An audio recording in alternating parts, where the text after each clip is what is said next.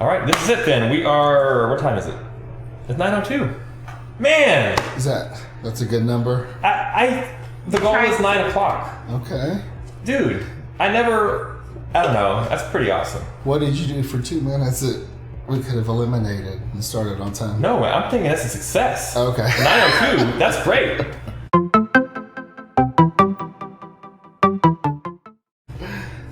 OCD. That's okay. I got you. No, man. 9:02 is good. Because I don't want people to expect me to be on time. Mm-hmm. Because then it's too formal. Yeah. Speaking of formality, hey, look, can you open this? I got nails. Thanks. So, hey, man. What's up? Been a long time. It has. This is, I forgot. Now that I have the drink, let me do the formal introduction. So, this is 9:02 or something around there. What's today? March 9th. That's always the question. 2000, what day is it? 2021. So, I have with me Louis Martinez, CIO of a lot of stuff. I worked with Louis. We worked together at Omnisys. Yep. 2014, 16? Yeah, 14 to 16, almost 17. Yeah. That was a fun time. It was. But you know what? You're one of the many that I've kept up with, and I'm happy. I like it. I appreciate that. I don't take compliments too well, but it was funny when we were driving back from dinner tonight. I was thinking about the interview that I had with you at lunch, and who was with us? Guy. No. Okay. Wait a minute. It was someone that wasn't there. No, wait a minute. This is an Omnisys? Yeah. Omnisys interview with Trisha. Was it? No, it was Chris Barnhart. Yes, thank you. Yeah. I just saw him pop up Chris Barnhart. many-year celebration. So yeah.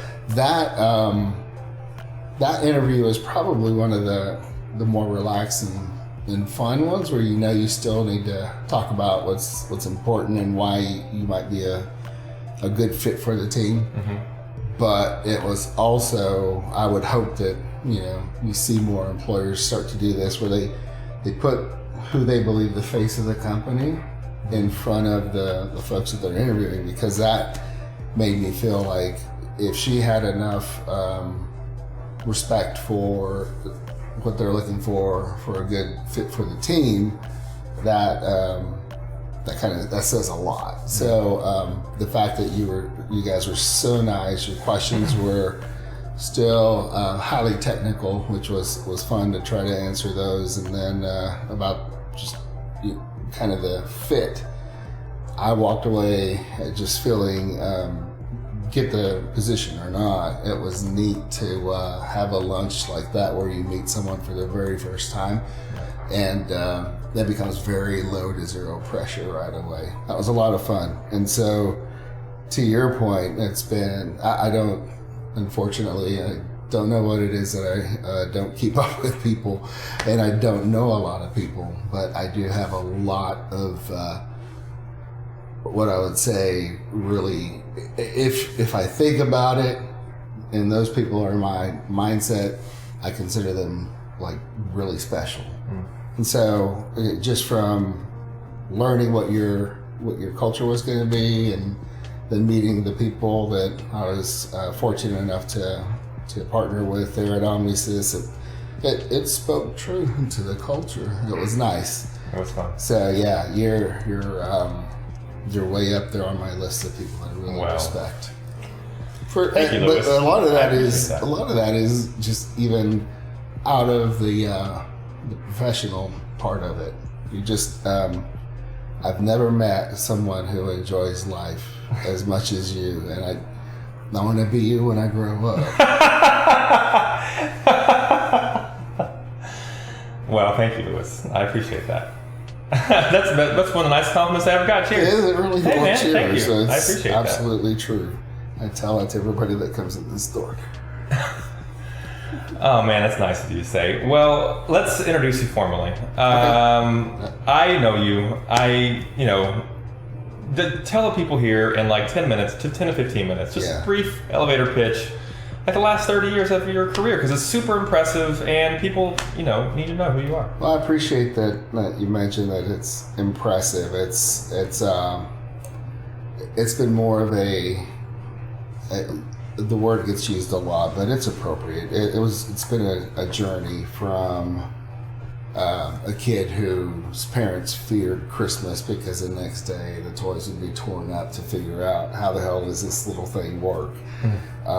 I was notorious for that, and I think that kind of led into just my curiosity about things, and I knew that I was going to be in the sciences really, really early, just because the abstraction of, like, when we got into algebra or things like that, and the geometries after that usually, those abstract kind of things that are just symbols that have a solution, but working towards a solution, that's the only thing I can think back to, and maybe that's not such a great center feeling or thought that kind of drives you every single day, because it could be unachievable. And as I think that's some of what I try to balance now is understanding that through the course of 30 years, like you mentioned, going from probably every technical discipline along the way to CIO, I think it's a very fortunate journey to have touched that many different types of technologies, and the people that are experts on those teaching you, and just the inners of how everything does work. I think starting in a quality assurance position, which is where my first technical position was, and fast forward to CIO, all along the way it was learning how to interact with people, whether I was a worker bee or a lead or a manager.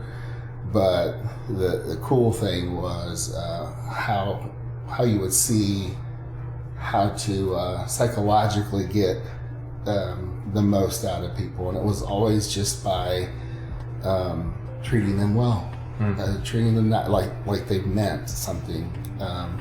And they did.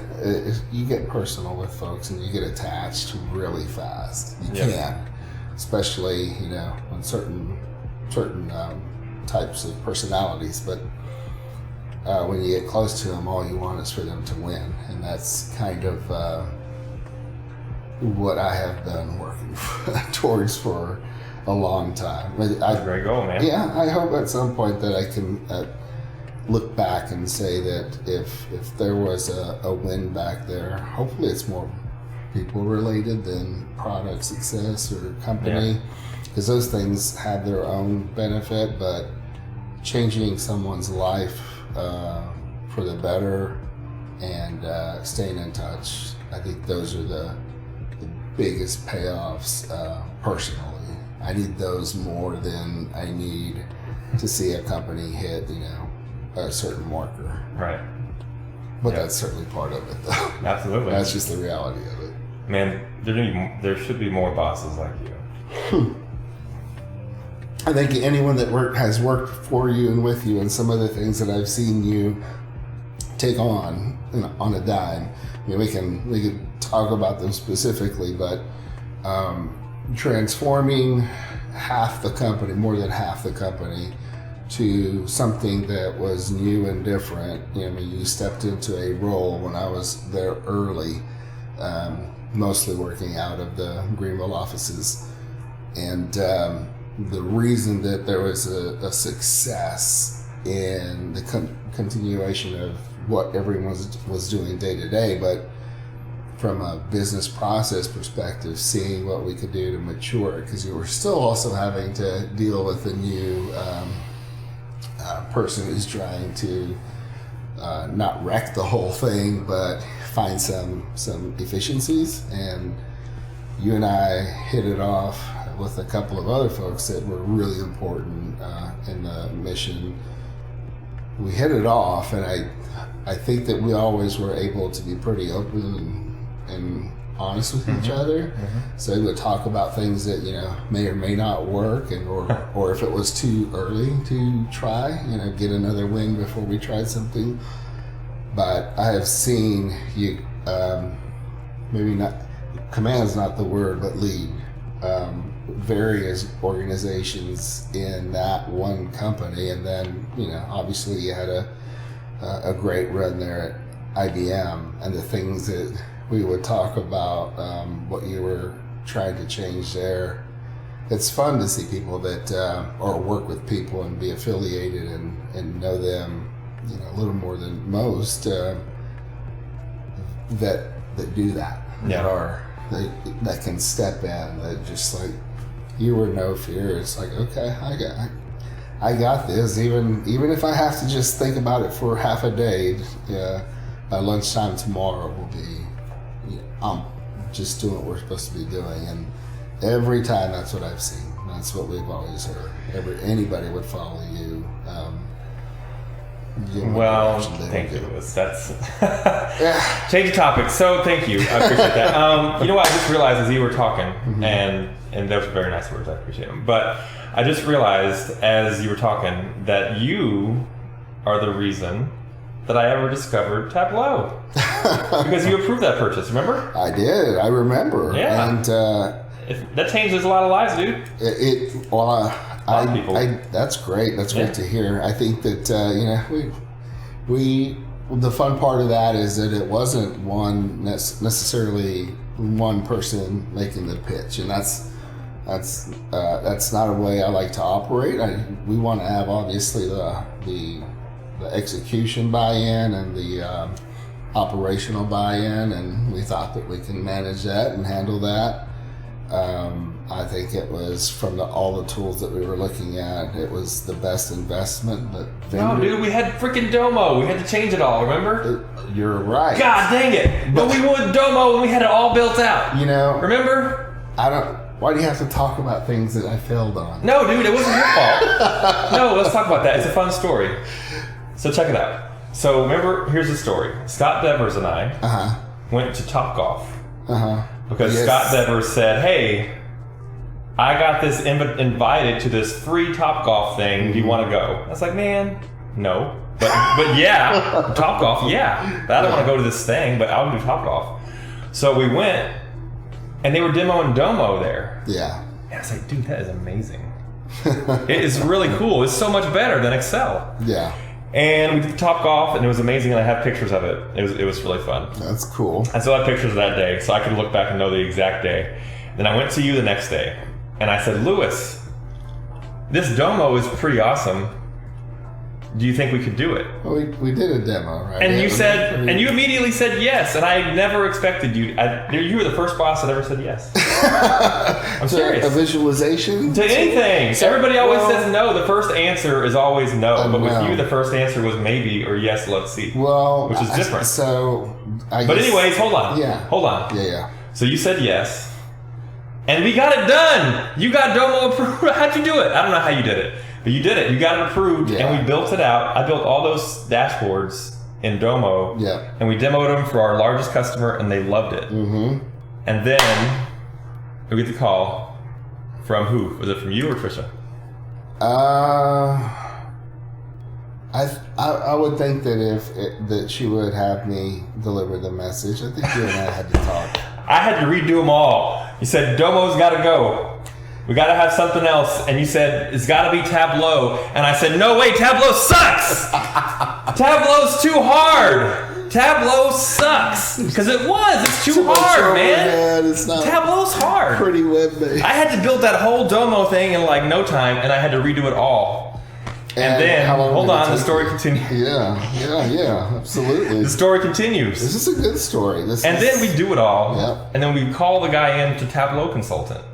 Because remember, you were like, hey, as part of going to Tableau, we want free shirts, and we want... You're the first guy I ever know who asked for free shirts. That's the first thing I started doing that. Yep. I want free shirts, and I want consulting. I want someone to come on here and make sure we did this right? Yep. So I built all this stupid stuff out because the customer thought they were getting Domo, and I had to make all these Tableau things look like that and not trick them, but you know, they expected one thing. But we did it. It was a great. So then after all that, then the Tableau consultant comes in and says, "Okay, I'm ready to train you," and I show him that, and he's like, "How did you do that? How'd you do that?" Well, so. Yeah, I don't know, man. So maybe that was that story. Maybe there was a lot of software overhead at the time, but anyway, Tableau turned out to be great. I was going to say there are two things that come from it. Number one, I think that the customers were highly satisfied with the visualizations. It worked out. And the data. Yeah. And then the other part of it is that you excelled at it. I mean, no, man, the bottom line is you knew what I needed. I'm over here telling you Domo sucks. I told you, no, we're going to switch back to Domo. Yeah. Make sure, and I was telling you, Tableau sucks. Yeah. You're the one who told me Tableau. So thank you for that. Don't try to pin back on me. No, it's you. Yes. Well, it wasn't me. It ultimately was our leadership, right? But the way the pitch goes on stuff like that, I mean, you had your opinion, and sometimes I always said, I hope you guys remember, and anybody that I've had the luck to work with, I always say that I want to be the tiebreaker, not the decision maker. But if I think you're wrong, I still will go with my gut and experience. Well, experience gets into your gut at one point. So there were some things that came up that made Domo not something that we could use, but you needed a tool. I guess it goes all the way back to the fact that you were even presenting Domo, right? Yeah. If you're using tools, and Excel's fantastic. I mean, it is so awesome. Does so much stuff tying into their entire ecosystem, but proprietary sometimes. It will be a problem.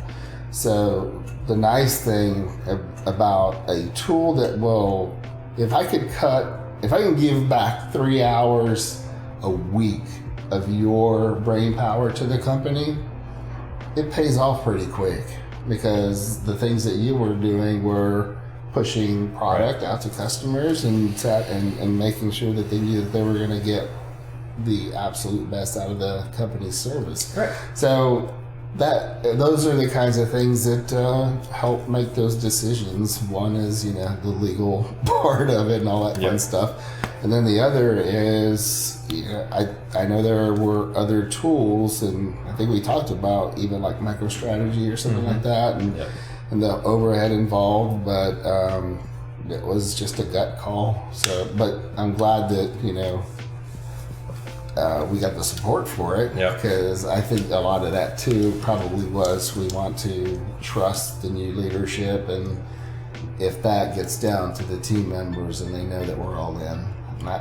I keep talking about like a thematic of what it is to be, someone in a position of authority, but you know how it is. We work for the people that we work with. It's not the other way. I never like to hear someone say, "Yeah, that's my boss." That's not true for a team.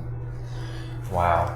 Man, sitting here listening to you talk, it's making me realize how big of an influence you were on me as a boss. Because, so let's fast forward a minute to IBM. So for me, I'm gonna switch it to me for a second. Yeah. So I ended up going, I left at the same similar time as you. Yes. 2016. And I ended up working as VP of Analytics for IBM, Watson House. So happy for you. Yeah, it was awesome. It was great. Thank you for your help in getting me that. Oh, that was awesome. But anyway, so I go there, and it's funny because I inherit a team, and I have 13 people. I have 13 data scientists who are making pretty good money. Yeah. Working for me, and guess what they do all day? Work in Excel. All they're doing is Excel all day, and they hate their job. Yeah. They hate it. They're like, we're data scientists. We don't want to be working in Excel. Yeah. Why aren't they using more modern tools? So I was able to use kind of your model of what you just said. You're like, dude, Come on, man. These people are better suited doing better stuff. Yeah. Right? Let's upgrade and make better use of these people. Yeah. So, and basically kind of using your same approach, we were able to get Tableau there at IBM, which was huge. That is huge. And what's amazing is my account manager there at Tableau. I went and I demoed Tableau. I just downloaded. I know I want it, right? But you have to go through the process, right? So I sign up, blah blah blah. Well, I get assigned an account manager, right? Yeah. A guy who calls me, right? His name is Peter Hall. How lucky is this guy? He's got me. Like, he didn't have to sell me anything. I know what I want. Yeah. I'm like the best Tableau salesman ever. I'm this guy's gold mine. Yeah. So basically, lucky him. Anyways, Peter and I become great friends. But the first thing I asked Peter, free shirts, man. True story. I have a picture of the whole team holding up the shirts. Oh, really? Yeah, man. You got a whole team of shirts? 13 people, free shirts. I need to work on my pitch. Good Lord. Well, that's awesome. So anyway, so it goes well. We get it. It's great. So now Peter Hall reached out to me 2 weeks ago. No, this last week. Hey, I just got reassigned. He had been reassigned. Blah blah blah. I'm back on the IBM account. How did you get them to get Tableau again? Would you mind giving me those tips because they're having a hard time? We want to get back in. So it's funny, but have him reach out to you. No, you need to go to Louis, not me. Go to Yoda. There's a guy that can sell a used car like nobody's business. No, well, that's very cool, and I do remember talking, about some of those changes, and you're right. I mean, it should be about value. It shouldn't be about necessarily alliances, or sometimes, unfortunately, the public has to influence certain things. It should be a good thing for big tech number 4 to partner with big tech number 7. But it's the tooling in the right hands. Politics. And it's that's part 1. Part 2 is the benefit of the employee gets to learn something new. I mean, a lot of times you get surveys, things like that. What is the most important thing about where you work? And usually it should be that I trust my leadership and I get good feedback. Oh, and I do get X many training credits to use on XYZ. If people aren't advancing their career at their job, how are they creating value for the company? Things change every single day, even on the business scene. So you can imagine it's a magnitude more on the tech side. So if you're not thinking that way, I think that you're probably at risk on a lot of people. They will give salary away for the promise of making them a better engineer in whole, and then it's up to you on how you keep them. Yeah, so you've interviewed a lot of people and hired a lot of people. What are some things you look for in an interview for a good candidate? What would be some advice that you would give people looking for a job? There are actually a couple of really interesting use cases when we worked at Omnisys on some people that came through. But I think the most important thing that I've learned coming up to more recent interviews and what we're doing currently is it's not so much technical skill and talent. That's one of the things that, again, when I go back and say the blessing of being through all those disciplines, I feel like I can call BS on every tech stack except for maybe the networking side. But there are a lot of keywords that someone that's in my past, a dear friend, taught me a whole lot about it, so at least I can have some sort of point of reference. But it's just really kind of comes down to, you can talk to me about your skill. You can see how you align with what we're looking for. Sometimes even if you're missing 4 out of the 7, if you don't try to tell me that you have any experience or have seen even those other 3, just tell me. You know, I want the truth. I want to hear you say no, because if you sell yourself as someone who, even though I don't know this, here's a similar language or technology that I've used, so I think I can adapt to it. Or even if you just say no, but that's something that I would love to think about and start to work on as soon as I master this other thing. Yeah. So that's that's will, not skill. That's someone whose mindset is to continue to conquer their technical path, and those are the people that you want to hire. Right. Problem solvers. Yeah, they don't have to be experts in what your tech stack is. Right. They have to be really damn good at, like you said, solving the problem. Right. Because all the other things are just like, I'll learn to hammer a nail. Right.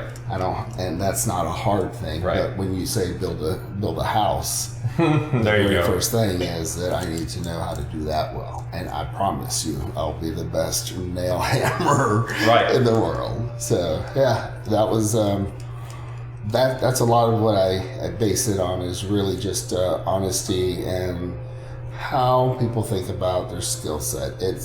It shouldn't define the position, right? Because the position is as advertised. Let's not check all those boxes. Let's talk about. Let's assume that you've already sold me, since you made it to that stage, that you can do all of those technical aspects. I mean, there's no one that will fill any posting perfectly. There are certain things that are usually more the personality part, the human characteristic that would be way more important in how they answer versus how would you architect multi-tenant database, things like that. Yeah. Those are learned.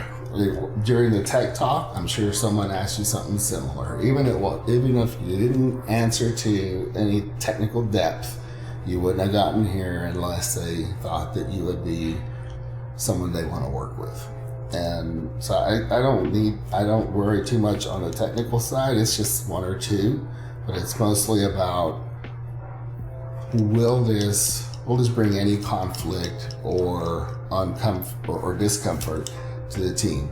And if I can truly feel like no, I think that would be a good asset, and actually have a couple of mentors that I think would help them assimilate quickly, then that's a win. That you don't say no to those. There are so very few that are willing today to actually talk about what their true skill set is versus, God, I have to get this job. So I can talk for 2 minutes about XYZ. That just is an unfortunate situation. Yeah. What was the last job you hired for? Last position we hired for was a DevOps engineer. What does DevOps engineer do? So in the classic world, and hopefully ours as we mature towards it, is that it is a person that starts foundationally, so they can build the server, and they can apply everything that makes it let's just call it Service Larry. So he can build Larry servers all day long. And he gets them to a point where the applications folks apply their stuff, and then should be ready to turn on and push. So basically, if I was a new hire, the DevOps guy would be the guy who hands me my computer and gets it all set up, or is it more in a cloud environment? Not literally hands me my computer, but gets it all set up and it would be more like you have a virtual workstation. Okay. So all you have when you get to the office is some little box. Okay. And you turn that on, and you're displayed your cloud workstation that's in Amazon. AWS or Azure, whatever. Those are the guys that have to set that up because it's all, there are firewalls, Got or all the network that's built between Cool. it. So the thing about that position was what we want to graduate everyone on the technical side to is being what we call site reliability engineers, where I don't have to call one specific person. Like Jeff, the developer, knows that code really well.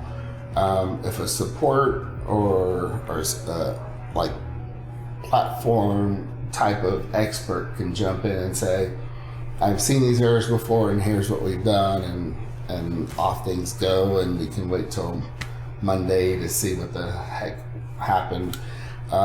Those are more generalists, and that's what you want, is someone that is really good at something, but they understand what it is that they support, like they know the product. Yep. And then even above that, I know what I want to do with the team to improve the product. So they're kind of, so there's this concept of a full stack developer that knows all those tiers, from the network to the build out of the server to the application, all the way to taking calls when stuff doesn't go right.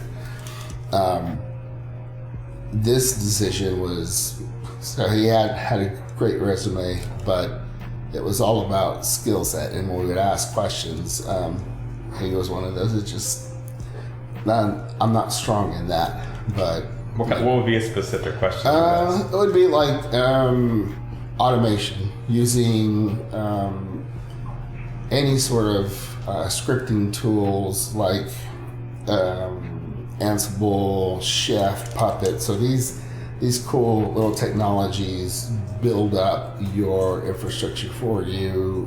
With Chef is a cool one because I like what they call their config files. They're called recipes. Yep. And so the Chef would take the recipe and go and execute, and you come out with a server that has this version of this version of that, and it happens to be security updated. So this is all part of the automation move, and then a lot of people, call it continuous improvement, continuous development, right? CI/CD.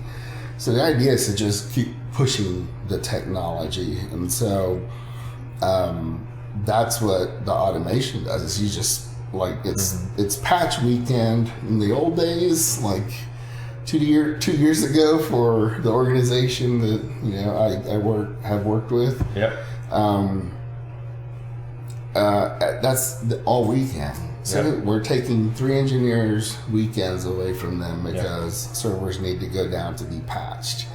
And then you have to have the sanity checks after you bring everything up.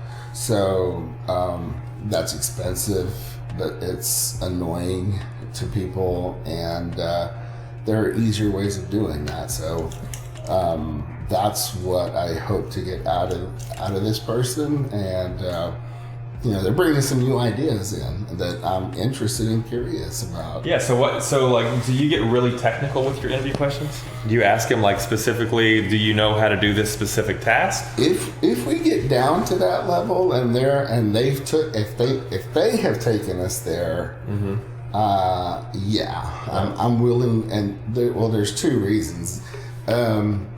If I don't think that it's a good fit, I may not engage in that and just let the conversation happen between the technologists. But if I really want to know, I can throw a left curve that will say, I'm good with, I love when someone have some gut to say in an interview, no, not exactly, but here's what it really does. To not just say yes, you're the boss and you're always right. That's the worst kind of person that I would definitely stay away from. So if I am engaged, I still let my team. I want them to know that they're hiring the person that's going to work for them. And the thing that I did was approve the rec, for getting someone in there. But if we get, again, down that rabbit hole and there's something that doesn't sound quite right, then if no one else is saying something, I will throw it out there and ask the question. Because, again, that's where I feel like just the luck of the many disciplines. I can talk a little bit of the talk in a lot of different areas, for good or bad. I mean, that's like super nerdy to be able to do that, but still, that's the path I've chosen. Yeah, that's true. So some of the things that I've started to do in an interview process, if I haven't had the honor yet, or the privilege yet, of hiring a Tableau developer, and if I do, I know who I'd hire. But when the time comes, I need to hire a bunch of them. Yeah. I've already decided there's no way I will hire anyone that doesn't have a Tableau public profile. Like, if you don't care enough about the tool, to be engaged outside of work, then you're not the person I want to hire. Not that you're just not the person. Like, I want people who care so much about this tool that they. And what's really frustrating, and one that is a huge turnoff, I hear people say, "Well, the data that I work with at work, I can't use." I'm not. Who cares? Yeah, exactly. I'm not. You think I'm sharing stuff I made at work? Come on, dude. Do something. Yeah, I don't want to see blood work results for Terry County. It'd be interesting. So that is one. And then number two is I want to put them in front of a computer and ask them to solve a problem. Because I'm sorry, but on paper, I've seen super impressive people on paper that should be highly technical, and it takes me 2 minutes of seeing them type to know they're not. You know what I mean? Absolutely. So just let me see you type, and I can know a lot. And also, you can tell. You know what I mean? You've been around developers enough to know they type different. Yeah. Yeah. The good ones, it looks like a bunch of centipedes just walking across the grass. But the others are, I'm looking at my keyboard more than I am my screen. And yet you have people like we've worked with fantastic. I'm thinking of one in particular. You probably know who's so good, but man, he couldn't type for shit. So I don't know how he did it, but I don't want to insult him. But we know. But anyway, that, and then the other thing is personality stuff, man. Like I gotta throw you curveballs. So here's an interview question for you that I made up on the spot. You ready? Yeah. Actually, I made it up last night at dinner table with my son, but I thought it'd be fun. Here you go. Would you rather be able to, on the spot right now, wish granted, use your two options: no Chinese, or be able to talk to dolphins? That's very random. Are you asking me the question? Yeah, come on. I'm deciding if I'm going to proceed with this interview. So it would be the dolphins. Why? So it's just yet another level of interaction on things as a curious person. I think that it's like learning someone and their culture and what they do. So I don't get the privilege of being able to go down to those depths and live there. So it teaches me something, and it's just yet another connected interaction. What about the billions of people who know Chinese language that you're not interested in connecting with them? Just the dolphins? The dolphins, because it's a different perspective.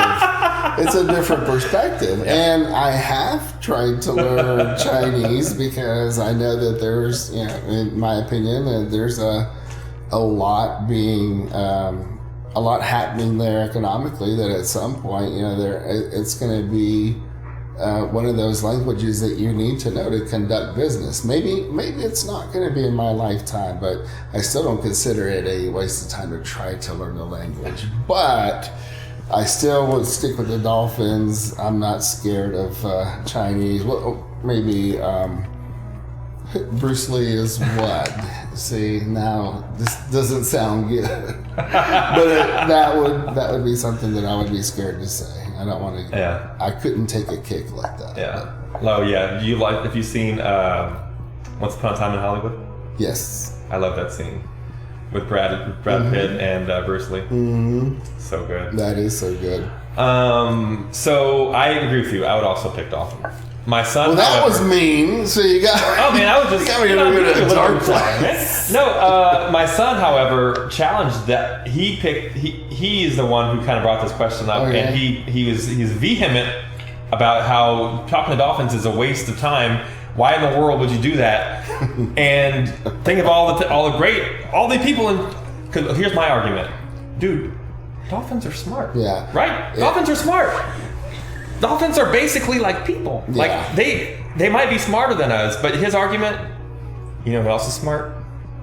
Chinese people. So I was like, man, that's true. That is true. So, you know, and what's a dolphin gonna do for me? Is a dolphin gonna? But what's it? You know what? Well, I still pick dolphins. I think I still do too. I think this. So, a Chinese person that I interact with is not going to be, other than culturally, significantly different or seeing things that wouldn't even enter my mind to even conceptualize or think about.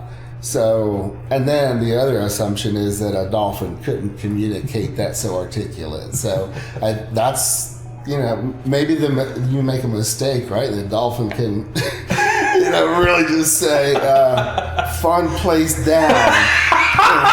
I don't know that, you know, that's a good indicator that that's a risk I'm willing to take, man. Yeah, but same here. But I'm just saying, you know, it is a truly a roll of the dice. Well, Yeah. no, it actually isn't, because you know what you're getting mostly in one, and the other one is just a big question mark. Yeah. All right. And I love question marks. I hire you. You're hired. Just on that craziness. Yeah. Actually, I think that's how y'all. How you Yeah, hire. dude. I don't ask technical questions. I assume other people. I don't know anything. I disagree, but okay. No, but I normally don't really ask technical questions. Okay. The most I'll ask Yeah. is what kind of if you can tell me the join types, then it's good, dude. Because that says a lot. That means if you know the join yeah, types, yeah. you're all right. So my I only have one, just like out of the blue question. And this is an example of them, but it's random and it's based on the position of the person. Tell me how to build a house. Tell me how to build a house. Okay. Actually, let's back up. That's so Okay. complicated. I want to make the perfect scrambled egg. Oh my God. Tell me how to do that. Geez. Well, to be honest with you, I don't cook, so I'm gonna have to go to YouTube. Okay. So if I go to YouTube, and you know, then I'm gonna probably have to go to the store and buy eggs. I don't have eggs, Louis. You don't have eggs? Maybe this is a bad example. No, this is a good example because you can see how I'm a good storyteller. I'm gonna tell you I'm gonna make this egg and it's gonna make it fun. Anyways, fast forward. I made the egg. It's good. Perfect. You hired me. I don't want to take up too much time. I don't know. So if that's the answer, I think that it tells me that you're going to spend a lot of time on Google figuring shit out. So I have to throw the other question out there. Anyway, I would have given you a better answer than that. and I would have hired you anyway. No, but how would I fry an egg? I would say probably I'd have to Google that one really. That's Okay, cool. That's cool. fair. Yeah, Google it and do it. Yeah. Okay. Yeah. And maybe that's that's good info. Maybe the question should be as simple as how do you boil an egg? Now, Oh. how many times are you going to mess up? I wonder. How do I boil an egg? All right. So if we're getting serious here, I'm gonna take water in a pot, and I boil the water, right? Okay. And I put the egg in it. Okay. That's it. Okay. And Am I done? at what point is it? Is it done? At what point, when it's boiling, do you think it's consumable? Boy, Louis, I'm the wrong 1 gender for minute, this 2 question. minutes, 5 minutes, I'm sorry. I have a 30 wife. minutes. One of us works and one of us cooks. That's does your wife watch this channel? Because I tried.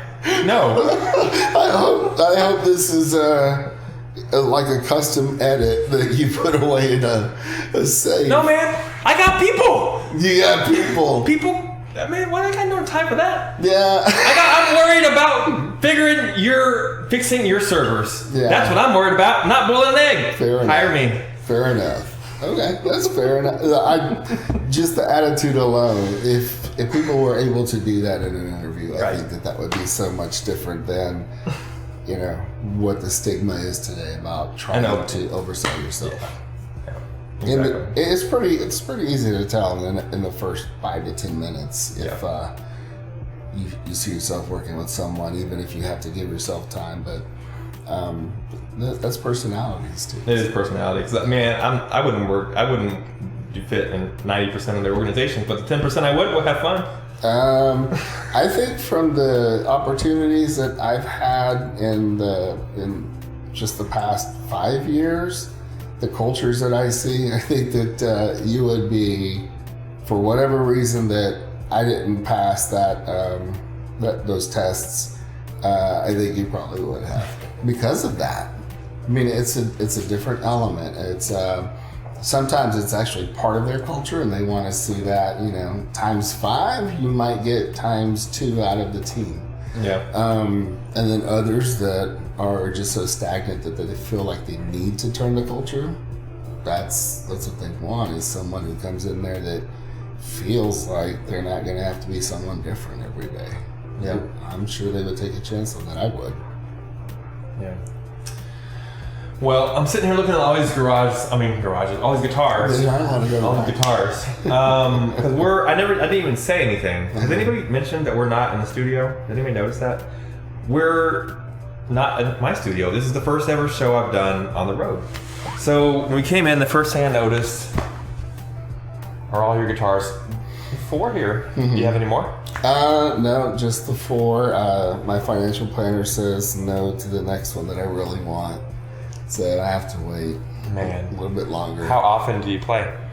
It's funny that you ask. I was playing earlier, so I finished my last call and did some studying for something I have going on tomorrow evening. And so I played for about 30 minutes just to hear something loud. I have 2 cats. They're not really fans of it. They are when it's not on. They just tear up the velvet on it, or the vinyl on it.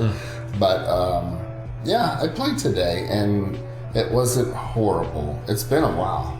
It has. I walked by them, and I missed that. The fun of that being the hardest thing is trying to copy someone's guitar style. It's just so far removed from the new responsibilities. So it's tough to just give it 30 minutes to feel like you're 16, 17 again. But how long did you play? When you just started? So serious. My parents bought me a guitar when I was 15. My brother invested in me and got me the next cool guitar, and I was one of those high school kids that was not extremely outgoing, so not very popular. So Friday nights were practice my guitar and make sure I was done with homework, so that Saturday I didn't have to do homework and practice guitar. So it's what kind did you play? Who were your big? So it's always been heavy stuff. So you were, you're 50 now. So you were 16. You were in the 70s. So probably Kiss. Okay. Like that. Is that still a thing? Do you even know who Kiss is? Yeah, man, I know who Kiss is. So that was a early influence, but the heavier stuff, that side of it was what I really liked. I will say that even though I had a lot of respect for like the Beatles, which is what other people tried to get me to listen to become more diverse. Yeah. There were some songs that I learned because they had some interesting tones and some interesting switches on timing and chords. But I come back to next thing is people like Iron Maiden, Queensryche. It just goes from there. Yeah. And what's funny is that I still progress as I hear new bands, and I'm thinking, these people are. I'm 10 years older than when they were born, probably, and the stuff that they're doing is so far out and insane. But what I would wish I could be able to do, and it's fun to. That's if I have a couple extra minutes. That's what I look for on YouTube. It's just like new, heavy. I still like that. Yeah. But very creative. Guitar, synthesizer if they have it, keyboard. The timings. I think it's the complexity of it, but it's still heavy. So heaviest thing I had back then was Kiss, right? But there's some really heavy stuff that I stay away from because it's not. If you try to emulate, you're not stimulating your brain enough on the guitar, and I don't mean any disrespect to that genre, but. There are others, and so they call it progressive rock, progressive metal, right? So think about Yes on with a lot of distortion, or Rush with a lot of distortion. Well, maybe not; they're pretty progressive as is.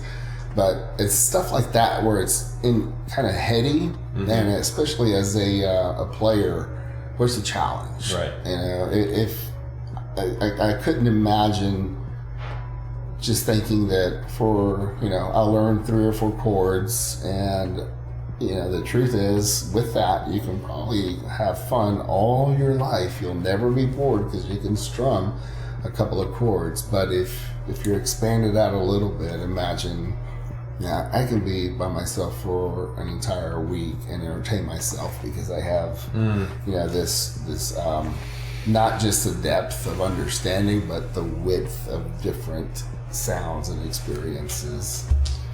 So you're inspiring me, man. Well, I think I want to get a guitar. You should get a guitar. You should get the one that I can't get. So when you give up on it, I can get it maybe at a discount. Would you recommend acoustic or electric? See, my kids have electric. My kids have electric, but I think acoustic because I don't want to have to deal with it. I would even say a classical guitar. What's that? Well, so the only difference is there's some.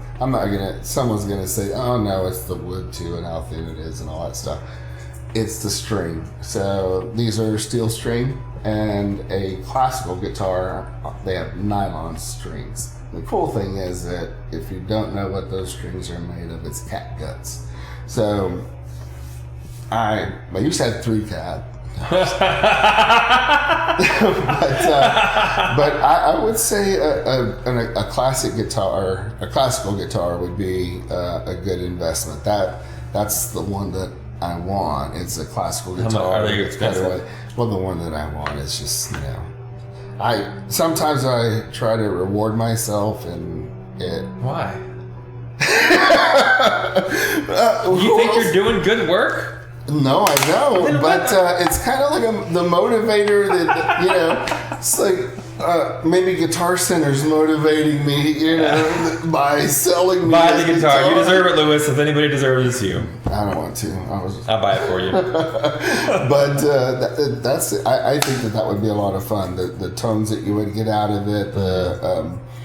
There are a lot of different styles that you can learn on that guitar, but really it does come down to sound. I think there are like 3 core roots on guitar, but physically it does require the ability to understand if you're placing a chord and you feel the string vibrating on a finger that it's not supposed to be touching, there might be a dexterity issue there too. So, but it really is just like 3 fundamental hand structures, and then everything is in on a guitar. Every 12 frets, it's all octaves. So the theory can squish down, but I think the way that you approach it could be infinite. Nice. So that's the part of it, is you have to stay in your lane until you're not ready for the next level. Otherwise, you'll make yourself mad that you're not going fast enough. I imagine. Yeah. So probably no Pink Floyd for a while, huh? I think you do Pink Floyd probably within a week. Really? You think so? Yeah. Cool. Yeah. Well, that's encouraging.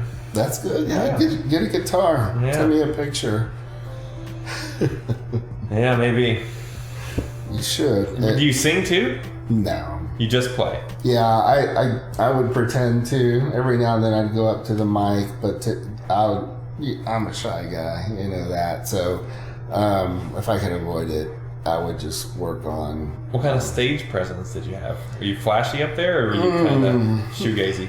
I was more focused on the craft than trying to impress folks to come up to the stage and stuff like that. I wasn't very flashy. It was more of the fun of what we're doing, and the fact that the way we would approach our songs is that structurally, let's do it so that the people that do come out to see us play know the song, but within it, all bets are off. Have fun. Nice. Just make it sound like the song. That's awesome.